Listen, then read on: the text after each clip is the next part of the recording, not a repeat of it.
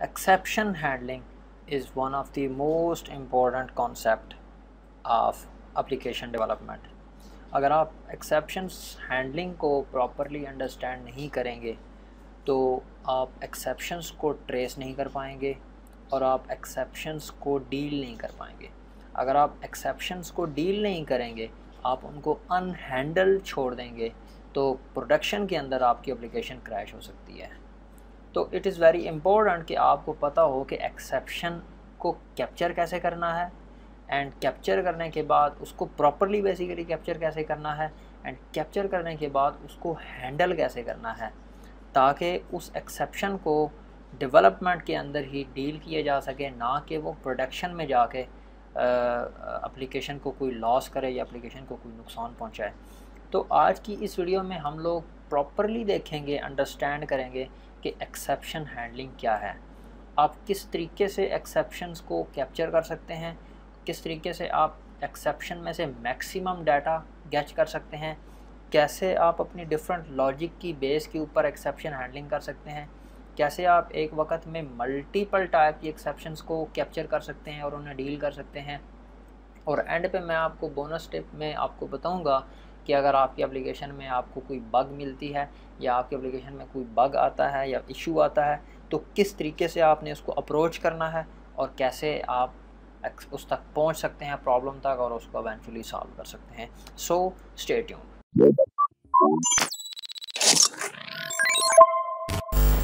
Assalamualaikum, my name is Noman and you're watching SharpScripter YouTube channel and this is the video about exception handling.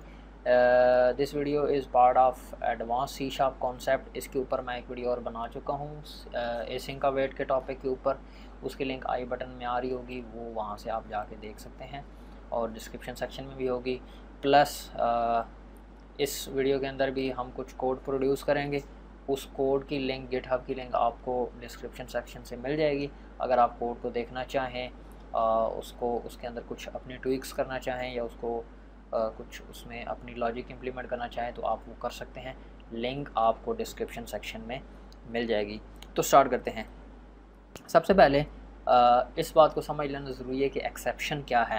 Exception basically exception एक ऐसी चीज़ है जो कि जब आप application को चलाते हैं उसके अंदर आप कोई लॉजिक लिखते हैं और अगर आप कोई इररेलेवेंट लॉजिक देते हैं जिसका कोई लॉजिकली सेंस नहीं बन रहा होता, तो ऐसी एप्लीकेशन में जब एक ह्यूमन कंफ्यूज हो जाता है कि आई डोंट नो कि अभी क्या करना है, तो ऐसी ही सूरत में एप्लीकेशन भी आपकी कंफ्यूज हो जाती है और वो एक्सेप्शन थ्रो कर देती है।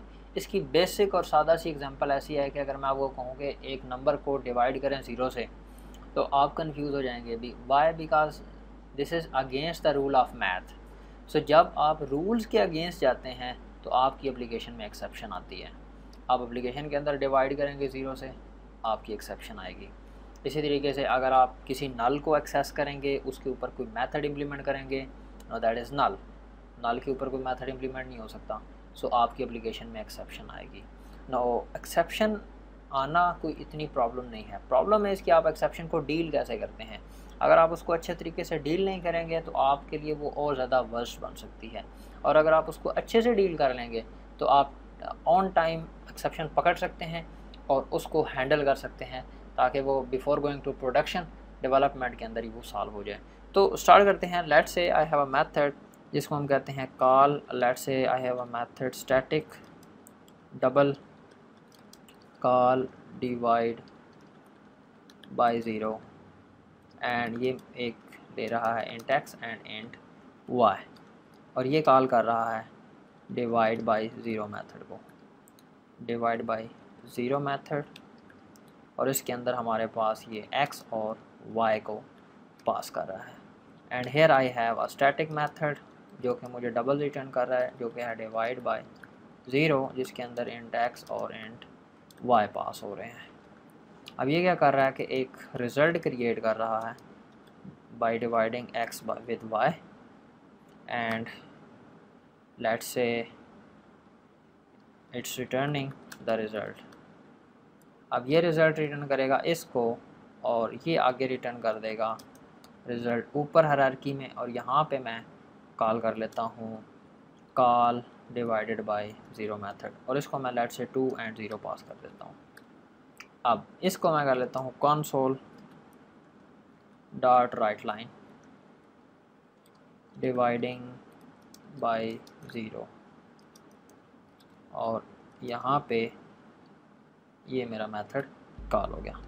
अब मैं क्या कर रहा हूँ, बेसिकली मैं call divide by 0 method call कर रहा हूँ जिसके अंदर मैं 0 पास कर रहा हूँ डिवीजन के लिए, और जब ये 0 डिवाइड होगा तो मेरे पास आ जाएगी exception, because it is against the rule of math. तो मैं अगर इस एप्लीकेशन को रन करूँ तो देखते हैं कि ये हमें क्या रिज़ल्ट प्रोड्यूस करके देता है। तो एप्लीकेशन रन हो चुकी है। अभी इसने क्या किया कि मुझे एक्सेप्शन थ्रो कर दी, attempting to divide by 0। Now this is an unhandled exception. It mean कि ये मुझे कह रहा है कि आपकी एप्लीकेशन में एक्सेप्शन आई है, आपने उसको डील नहीं किया, हम आपकी एप्लीकेशन को क्रैश कर रहे हैं और यहाँ पे हम आपको बता रहे हैं कि ये एक एक्सेप्शन आई है। नाउ फर्स्ट थिंग, आप इसके बारे में क्या कर सकते हैं। अगर मैं कंटिन्यू करूँ और इस प्रोसेस को, आपकी एप्लीकेशन जो है बेसिकली क्रैश हो गई है, वो बंद हो गई है, तो एक चीज़ जो मैं कर सकता हूँ वो ये कि मैं यहाँ पे एक ट्राई कैच ब्लॉक लगाऊँ और मैं ये करूँ कि मैं रिज़ल्ट इक्वल टू 0 एंड यहाँ पे मैं ये करूँ कि result equal to x by y and then यहाँ पे ये पोर्शन हम इसको छोड़ देते हैं जो कि तुम।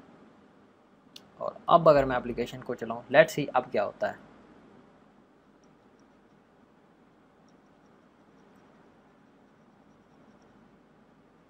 Okay, so did you see कि जी हमारी एप्लीकेशन में एक्सेप्शन नहीं आई और मुझे रिज़ल्ट मिला है divided by 0 is equal to 0।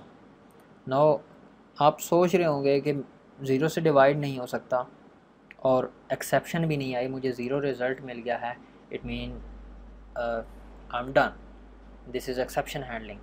No, आपने एक्सेप्शन को हैंडल नहीं किया बल्कि आपने एक्सेप्शन को हाइड कर दिया है। नो, एक्सेप्शन को जब वो अनहैंडल्ड एक्सेप्शन थ्रो कर रहा था तो एटलीस्ट हमें पता चल रहा था कि हमारी एप्लीकेशन क्रैश हो रही है, हमें इसके बारे में कुछ करना है। बट राइट नाउ आपकी एप्लीकेशन एक्सेप्शन को हाइड कर रही है और चले जा रही है और आपको पता भी नहीं है कि आपकी लॉजिक एक इनवैलिड लॉजिक है जो कि इनवैलिड वे में चल रही है और आप ये समझ रहे हैं कि everything is good, application is running fine. अभी मेरी एप्लीकेशन चल रही है but it has an exception, और ये एक्सेप्शन की वजह से, एक्सेप्शन को हाइड करने की वजह से मैंने इसको और ज़्यादा वर्स्ट बना दिया है। Now what I can do, basically जब भी आपकी एक्सेप्शन आती है किसी भी लाइन के ऊपर तो आपका कैच ब्लॉक हिट होता है। ये कैच ब्लॉक ऐसा पोर्शन है जिसके अंदर आप वो लॉजिक लिखते हो जो कि आपने रन करनी है जब एक्सेप्शन आती है तो। और ये कैच ब्लॉक एक ऑब्जेक्ट आपको देता है जिसको हम कहते हैं एक्सेप्शन ऑब्जेक्ट। अब ये जो ऑब्जेक्ट है इसके अंदर इस एक्सेप्शन के बारे में कुछ डिटेल्स हैं जो कि हमारे लिए इम्पोर्टेंट हैं। हम चाहते हैं कि हमें वो डिटेल्स पता चले ताकि हम एक्सेप्शन की जड़ तक पहुंच सकें और एक्सेप्शन को डील कर सकें। अब वो डिटेल्स क्या हैं, अगर मैं कैच ब्लॉक के अंदर ही console डॉट राइट लाइन करूँ और यहाँ पे कहूँ एक्सेप्शन डॉट मैसेज, ये क्या करेगा कि जो भी एक्सेप्शन आई है उसमें जो भी मैसेज एप्लीकेशन की तरफ से हमें मिला है वो ये प्रिंट करवा देगी स्क्रीन के ऊपर। एप्लीकेशन रन करता हूँ,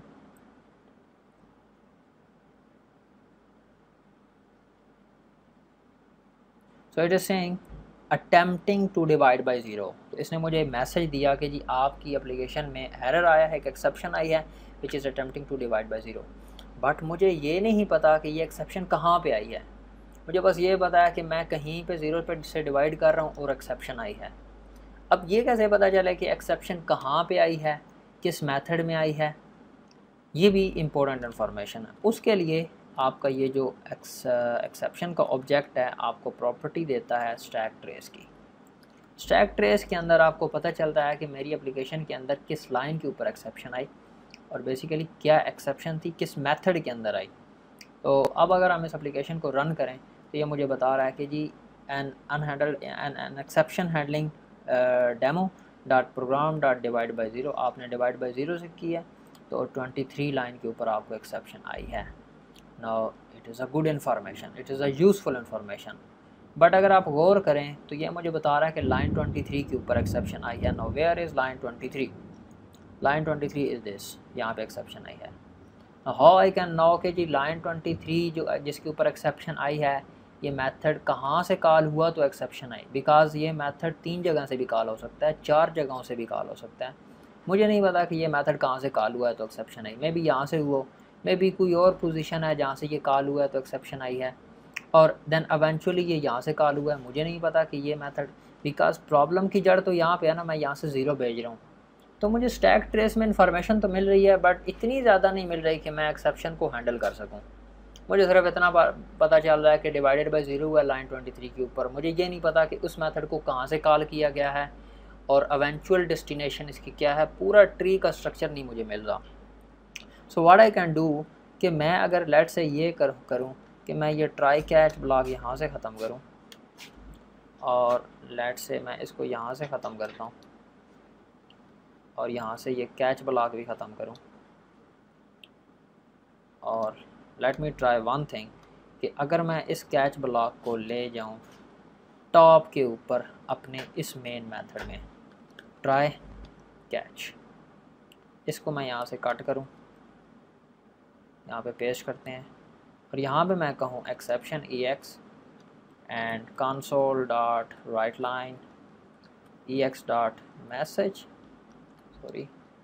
dot message and console dot write line ex dot stack trace. अब चेक करते हैं कि अब हमें कितनी ज़्यादा इन्फॉर्मेशन मिल सकती है अगर हमने ट्राई कैच ब्लॉक को मोस्ट आउटर लेयर में आए। ओके ग्रेट, अब आपको काफ़ी ज़्यादा इन्फॉर्मेशन मिली है। फर्स्ट इट इज़ सेइंग कि जी लाइन 11 के ऊपर एक्सेप्शन है। लाइन 11 के ऊपर आपका मेथड कॉल हो रहा है जो कि 25th लाइन के ऊपर फिर आगे मेथड को कॉल कर रहा है। 25th लाइन से आगे आपकी 31st लाइन के ऊपर एक्सेप्शन आई है। नो अब मुझे टोटल समझ आ गया है कि मैंने call divide by 0 method call किया जो डिवाइड बाय 0 मेथड को कॉल कर रहा है, और उसके अंदर मुझे लाइन 31 के ऊपर एक्सेप्शन आई है। अब मैंने वही ट्राई कैच ब्लॉक जब इनर लेयर के अंदर रखा था तो मुझे बहुत कम डिटेल मिल रही थी, और जब मैंने मोस्ट आउटर लेयर के ऊपर लेके आया हूँ तो मुझे बहुत ज़्यादा डिटेल, बहुत ज़्यादा इन्फॉर्मेशन मिल रही है एक्सेप्शन के बारे में। Now I am very clear कि मुझे कहाँ पे प्रॉब्लम आई है और मुझे कहाँ पे इसे डील करना है। सो this is the first step कि जी जब भी आप एक्सेप्शन हैंडलिंग कर रहे हों तो अपने ट्राई कैच ब्लॉक्स को मोस्ट आउटर लेयर में आप रखें। आप जितना आउटर लेयर में रखेंगे हायरार्की के अंदर, आपको उतनी ज़्यादा एक्सेप्शन के बारे में इंफॉर्मेशन मिलेगी, और आपको जब ज़्यादा इन्फॉर्मेशन मिलेगी एक्सेप्शन के बारे में तो आपको क्लियर पिक्चर और क्लियर आइडिया मिलेगा कि कहाँ पे एक्सेप्शन आई, किस वजह से आई, और आप उसको करेक्ट वे में उसको फिक्स कर सकें, ना कि आप किसी गलत जगह पे फिक्सेशन कर रहे हो और वहाँ पे आपको पता चले बाद में इतना टाइम वेस्ट करने के बाद कि यहाँ पे तो एक्सेप्शन थी ही नहीं। Exception still exist. So this is the tip number 1। Okay, अब सम टाइम क्या होता है कि आप कुछ लॉजिक डील कर रहे होते हैं, कुछ लॉजिक हैंडलिंग कर रहे होते हैं, जैसा कि आप कहते हो कि जी लेट्स से आपका एक मेथड है, मैं यहाँ पे एक मेथड क्रिएट करता हूँ। आपका एक मेथड है स्टैटिक वाइड रीड फाइल। आपका एक मेथड है जो कि फ़ाइल को रीड करता है। अब आप फाइल रीड करने के लिए सबसे पहले आप क्या करते हैं जी, आप लेट्स से मैं कंसोल के ऊपर इसको डिज़ाइन करता हूँ। आप कहते हैं जी open the file, this is your first step. आपने फ़ाइल ओपन की रिक्वेस्ट की, फिर आप कहते हो console dot write line file opening in progress, ठीक है जी। एंड थर्ड आप कमांड देते हो console dot write line reading data from file, and then after finishing आप कहते हो console dot write line close the file। अब ये आपने 4 स्टेप परफॉर्म किए। आपने फाइल ओपन की, ओपनिंग इन प्रोग्रेस हुई, आपने डाटा रीड किया, और एवेंचुअली आपने फाइल को क्लोज कर दिया। अब लेट्स अज्यूम फाइल रीडिंग के दौरान एक्सेप्शन आ जाती है, तो क्या होगा कि आपकी कैच ब्लॉक हिट हो जाएगा और आपकी फ़ाइल जो है वो क्लोज़ नहीं होगी। ना यू वांट कि एक्सेप्शन आए या ना आए, I want to close my file. या लेट्स से आपने अगर DB कनेक्शन क्रिएट किया है एंड यू वांट कि जी अगर एक्सेप्शन आए या ना आए, I want to close the DB connection. तो ऐसी सूरत हाल के अंदर आपके पास ये एक ऐसी लाइन है that you must want to execute. Exception हो ना हो आप इसको एग्जीक्यूट करना चाहते हैं, बट लेट्स से यहाँ पे मैं कहता हूँ थ्रो न्यू एक्सेप्शन, आपकी यहाँ पे एक्सेप्शन आ जाती है, एक्सेप्शन आ गई यहाँ पे। अब आप नोट करें कि नीचे वाली लाइन के ऊपर हाईलाइटर आ गया है कि जी this class can unreachable code detected, unreachable code detected. It mean कि ये कोड कभी चलेगा ही नहीं।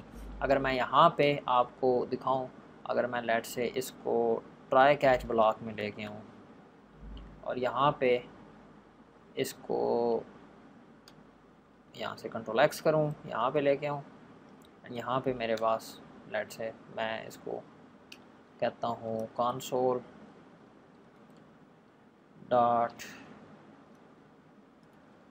Dot write line ex dot sorry मुझे यहाँ पे पहले इसका ऑब्जेक्ट क्रिएट करना पड़ेगा,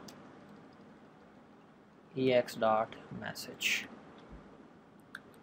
सो अब अगर मैं इस कोड को चलाऊँगा, अगर मैं इसको कॉल करूँ यहाँ पे अपने मेन के अंदर, यहाँ पे इसको कॉल करते हैं और इतनी देर में ऊपर वाला जो हमारा कोड है इसको कमेंट कर देते हैं। Let's run the code.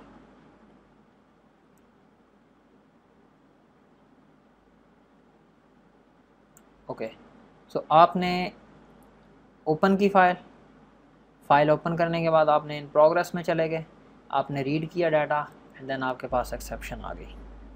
अब जो आपने फ़ाइल क्लोज़ करनी थी आप क्लोज़ नहीं कर सके। No you are very frustrated कि जी मैंने फ़ाइल ओपन की थी, मैं उसको क्लोज़ नहीं कर सका, दरम्यान में एक्सेप्शन आ गई, अब मैं क्या करूं? तो ऐसी सूरत हाल के अंदर आपके पास एक ब्लॉक होता है जिसको आप कहते हैं फाइनली ब्लॉक। फाइनली ब्लॉक के अंदर आप ऐसी स्टेटमेंट्स को रख सकते हैं that you must want to execute, चाहे वो DB कनेक्शन क्लोज़ करने की बात हो या चाहे वो फाइल क्लोजिंग की बात हो। अच्छा, अब यही काम करने के बाद मैं अगर इस कोड को दोबारा चलाऊं तो देखते हैं कि अभी हमारे पास रिज़ल्ट क्या आता है। Open the file, in progress, reading data from file, exception and then close the file. It mean कि एक्सेप्शन आई, आपने फ़ाइल क्लोज़ कर दी, एक्सेप्शन नहीं आई तो भी आपकी फ़ाइल क्लोज़ हो जाएगी। This is the approach for you कि जब आप कोई स्पेसिफिक सिंटैक्स को, स्पेसिफिक लॉजिक को हमेशा रन करना चाहते हो। बट यहाँ पे एक प्रॉब्लम जो आपको नज़र शायद आई हो वो ये कि हमने इस फाइनली के चक्कर में जो अपना ट्राई कैच ब्लॉक है वो इनर लेयर के अंदर एग्जीक्यूट करवा दिया है, जो कि मैंने टिप नंबर 1 में कहा कि आपका ट्राई कैच ब्लॉक हमेशा आउटर लेयर में होना चाहिए। इनर लेयर में होगा आपको कम इन्फॉर्मेशन मिलेगी, आउटर लेयर के अंदर होगा आपको ज़्यादा इन्फॉर्मेशन मिलेगी। सो लेट से मैं कहता हूँ कि जी ठीक है जी मैं यहाँ पे ट्राई कैच ब्लॉक नहीं लगाऊंगा। मैंने जैसे ही ट्राई कैच ब्लॉक लगाया तो आपका उसने कहा जी कि फाइनली अनरीचेबल कोड, और यहाँ पे भी आपके पास एरर आना शुरू हो गया। इट मीन के टू एग्जीक्यूट फाइनली मुझे ट्राई कैच लगाना पड़ेगा। अब जब मैंने ट्राई कैच लगाया बट स्टिल आई वांट कि मुझे स्टैक ट्रेस के अंदर पूरी इन्फॉर्मेशन मिले कि ये मेथड की किस लाइन के ऊपर एक्सेप्शन आई, इसको किसने कॉल किया, उसके लिए मैं क्या कर सकता हूँ। तो यहाँ पे आपके लिए एक ऑप्शन होता है दैट इज़ थ्रो। अब यहाँ से इसको बेशक निकाल दें, इसकी ज़रूरत नहीं है ना। व्हाट थ्रो डिड के जी ये क्या करता है, थ्रो क्या करता है आपका कि एक्सेप्शन जब यहाँ पे आती है, जैसे ही एक्सेप्शन आई कैच ब्लॉक हिट हुआ, ये कहता है अच्छा मेरे पास एक्सेप्शन है बट मुझे नहीं पता कि मैंने इसका क्या करना है, मैं इसको 1 स्टेप अप लेयर के अंदर फेंक रही हूँ। ये क्या करती है, इसके अपने कॉलर को, जिसने इस मेथड को कॉल किया होता है, उसको बता देती है कि जी मेरे पास एक एक्सेप्शन है, I don't want to handle that, ये आप ले जाओ, आप इसको हैंडल करो। अब ये मेथड या तो इसके ऊपर भी कोई और मेथड होगा जो इसको कॉल कर रहा होगा, तो ये भी अपने कैच ब्लॉक के अंदर थ्रो करेगा तो वो ऊपर चली जाएगी एक्सेप्शन। अदरवाइज़ ये इस एक्सेप्शन को मैसेज और उसका स्टैक ट्रेस लॉक करवा सकता है। तो अब अगर मैं इस एप्लीकेशन को चलाऊँ तो देखते हैं कि हमारा जो आउटर लेयर के ऊपर बना हुआ कैच ब्लॉक है वो कुछ रिटर्न करता है तो या नहीं। तो आप यहाँ पे देखें कि इनिशियली हमारे पास सिर्फ एक्सेप्शन मैसेज आ रहा था, बट अब ये एक्सेप्शन वन स्टेप अबव गई है, तो हमारा exception message plus stack traces में हमें पता चल रहा है कि line 12 line 43। So this is tip number 2 कि जब भी आप इनर लेयर के अंदर फाइनली यूज़ करें तो वहाँ पे कैच ब्लॉक के अंदर आप एक्सेप्शन को थ्रो करवा सकते हैं, जो कि इसको अपनी आउटर लेयर के अंदर एक्सेप्शन को फेंक देगा। So this is the second tip and second scenario. No third scenario क्या हो सकता है कि आपने लेट से आपके एप्लीकेशन में एक्सेप्शन है, लेट से आप एक एरे के साथ डील कर रहे हैं, late say I have an array. यहाँ पे मैं कहता हूँ एक मेरे पास एरे है, एक मेरे पास मेथड है स्टैटिक जो कि मुझे रिटर्न कर रहा है इंट, और इसको मैं कहता हूँ फाइंड बाय इंडेक्स, और इसको मैं एक इंडेक्स पास कर रहा हूँ, ठीक है जी। और यहाँ पे मेरे पास एक वेरिएबल है, इसको मैं कहता हूँ int value equal to 0, and then मैं कहता हूँ कि हमारे पास जो यहाँ पे मैं एक एरे क्रिएट करता हूँ इंट टाइप का array equal to new is equal to new int, और यहाँ पे मैं कहता हूँ 1 2 3 4 5। अब यहाँ से मैं क्या करूँगा कि एरे के इस स्पेसिफिक इंडेक्स के ऊपर वैल्यू, एंड देन उसको मैं स्टोर करवाऊँगा वैल्यू के अंदर, this should be value, and then मैं रिटर्न करवा दूँगा वैल्यू। ना लेट से अगर इंडेक्स आपका आता है मैक्सिमम से ज़्यादा, आपके पास इंडेक्सेस हैं 6 सॉरी 1 2 3 4 5, आपके पास 5 इंडेक्सेस हैं 0 to 4। अगर यूज़र पास करता है आपके इंडेक्स 5 या 6 या 7, तो आपका इंडेक्स आउट ऑफ रेंज चला गया। अब इंडेक्स जब आउट ऑफ रेंज गया तो आपने रिस्पॉन्स देना है कि जी the array index exceed the length of array. On the other hand जब आपका इंडेक्स वो लेट से -1 -2 भेजता है, तो आप उसे एक्सेप्शन देना चाहते हो या उसे मैसेज देना चाहते हो कि please don't give the negative index. तो यहाँ पे हमें समझ आई कि मुझे एक नहीं बल्कि 2 तरह की एक्सेप्शंस फेंकनी है। एक उस सूरत में जब इंडेक्स मैक्स से ज़्यादा हो, और एक वो जब इंडेक्स 0 से कम हो, यानी कि नेगेटिव नंबर हो। तो first of all let me wrap this into try catch block. अगर मैं इसको ट्राई कैच ब्लॉक में रैप करूं, यहाँ से कंट्रोल X, इसको मैं यहाँ पे ले आता हूँ, एरे डिक्लेरेशन आ गई मेरी यहाँ पे, और उसके बाद मैं वैल्यू को यहाँ पे स्टोर करवाता हूँ एंड देन रिटर्न करवा देता हूँ। अब let say I have exception of let say index out of range exception. So what I can do is throw new argument out of range exception, और इसके अंदर मैं पास कर सकता हूँ लेट से यहाँ पे मैं एक्सेप्शन का ब्लॉक क्रिएट करता हूँ, और यहाँ मैं कहता हूँ व्हेन। आप व्हेन कीवर्ड यूज़ कर सकते हैं यहाँ पे, when index is less than 0, कि जब आपका इंडेक्स 0 से कम हो तो ये कैच ब्लॉक हिट हो और उसमें मैसेज आए इंडेक्स इज़ नेगेटिव, या आप कह सकते हैं index can not be a negative number, and then साथ ही आप कॉमा लगा के एक्सेप्शन वापस भेज सकते हैं। On the other hand you have another catch block जो कि अगेन सेम एक्सेप्शन कैप्चर कर रहा है और ये रिटर्न कर रहा है। अब अगर इंडेक्स 0 से कम नहीं है और फिर भी एक्सेप्शन आई है, इट मीन कि जो इंडेक्स है वो मैक्स से ज़्यादा है। अब यहाँ पे कंडीशन चेक करने की ज़रूरत नहीं है, हम कह सकते हैं इंडेक्स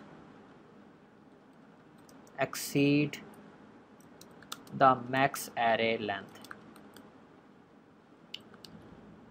सो अब अगर मैं इस फाइंड बाय इंडेक्स मेथड को कॉल करूं यहाँ पे, और यहाँ पे मैं कहूँ इसको मैं पास करूँ लेट्स से 10, और इसको मैं कहता हूँ Ctrl+K और इसको रन करते हैं।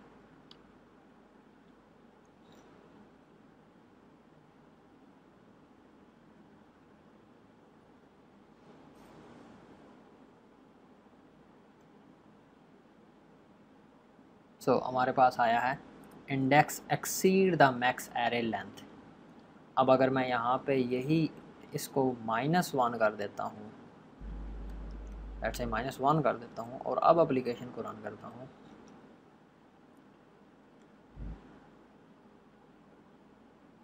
तो मेरे पास एक्सेप्शन आई index can not be negative number. तो इस तरीके से आप ज़्यादा स्पेसिफिक हो सकते हैं एक्सेप्शंस को लेके। आप multiple blocks of exceptions execute करवा सकते हैं। आप यहाँ पे कंडीशन कर सकते हैं, कंडीशन लगा सकते हैं कि इस कंडीशन को जब मीट करे तो मेरा ये ब्लॉक हिट हो। तो इस तरीके से आप मल्टीपल कैच ब्लॉक्स से भी एक्सेप्शन हैंडलिंग कर सकते हैं।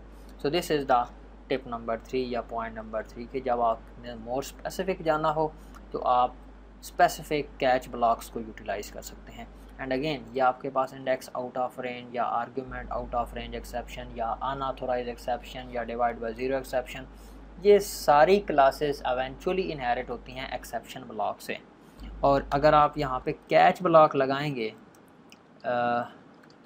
एक्सेप्शन का, और इसके अंदर आप करेंगे थ्रो न्यू एक्सेप्शन, तो अब आपका हमेशा ये वाला ब्लॉक हिट होगा, आपके ये नीचे वाले ब्लॉक्स हिट नहीं होंगे। वाई? बिकॉज जो भी एक्सेप्शन है वो एवेंचुअली इस क्लास में फॉल करेगी, तो आपका ये ब्लॉक हिट हो जाएगा, नीचे वाले ब्लॉक्स स्किप हो जाएंगे। तो इट इज़ इम्पोर्टेंट कि आप मोर स्पेसिफिक ऊपर रखें और अपनी मोर जेनेरिक एक्सेप्शंस को आप नीचे रखें। तो इस तरीके से क्या होगा कि मोर स्पेसिफिक एक्सेप्शन अगर आपकी आती है वो पहले हिट होगी, और देन एवेंचुअली आपकी more generic exception. So this is again tip number 4 कि जब भी आप एक्सेप्शन हैंडलिंग करें तो मोर स्पेसिफिक कैच ब्लॉक्स ऊपर रखें और मोर जेनेरिक कैच ब्लॉक्स नीचे रखें। तो ये है आपकी बेसिकली एक्सेप्शन हैंडलिंग। तो अब मैं बात करता हूँ बोनस टिप की, कि आपने एक्सेप्शन, जब आपके पास एप्लीकेशन में बग आई एक्सेप्शन है तो आपने उसको डील कैसे करना है। No here you have a rule of drift. Now drift basically stand for 5 items जो कि मैं 1 by 1 explain करता हूँ। Now drift have the first element जो कि हमारे पास है D is don't be panic। जब भी आप कोई भी exception encounter करें, कोई भी bug encounter करें, then don't be panic। उसको जब आप exception आ जाए तो आपने परेशान नहीं होना, आपने लंबी सांस लेनी है और आपने उसको अंडरस्टैंड करने की कोशिश करनी है। This is the first and most. Sometime क्या होता है कि लोग पैनिक कर जाते हैं कि एक्सेप्शन आ गई है, अब मैं क्या करूँगा, इसको मैं डील कैसे करूँगा। आपने कोई भी ऐसी चीज़ नहीं करनी, आपके पास एक्सेप्शन आई है, इट्स ओके, आपने उसको हैंडल करना है, वो हैंडल हो जाएगी। Don't worry, don't too much stress about that. This is the point number 1। Second point is R, it mean read the error message. Sometime लोग क्या करते हैं, एक्सेप्शन आती है वो कोड लिखना शुरू कर देते हैं। स्टॉप, आपने कोड नहीं लिखना, आपने एक्सेप्शन को रीड करना है कि एक्सेप्शन मैसेज है क्या या एरर मैसेज क्या है। अगर आप उसको प्रॉपरली रीड करेंगे तो 90% चांसेस हैं कि आपको समझ आ जाए प्रॉब्लम क्या है। तो इट इज़ इम्पॉर्टेंट कि आप रीड करें एरर मैसेजेस को। Third is I, which stand for identify the purpose of code. आप ये देखें कि जिस कोड ब्लॉक के अंदर एक्सेप्शन आई है वो क्या काम परफॉर्म कर रही है।